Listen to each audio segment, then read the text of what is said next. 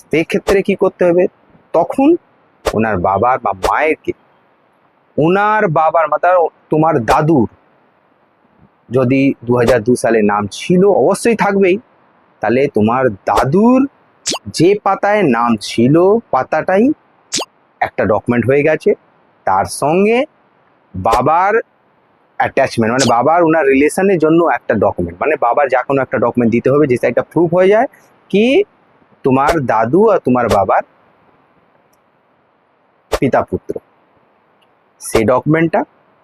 তাছাড়া তোমার ডকুমেন্ট মানে তোমার 11টা ডকুমেন্ট মধ্যে একটা ডকুমেন্ট তোমার দাদুর 2002 সালে ভোটার তালিকায় যে পাতায় নাম ছিল সেই একটা ডকুমেন্ট, আর তোমার বাবার আর দাদুর যা রিলেশনে একটা ডকুমেন্ট যেখানে একটা প্রুফ হচ্ছে ওনার পিতা পুত্র আছে, সেই ডকুমেন্ট। এই 3টে ডকুমেন্ট এনুমিনেশন ফর্ম সঙ্গে জমা করতে হবে।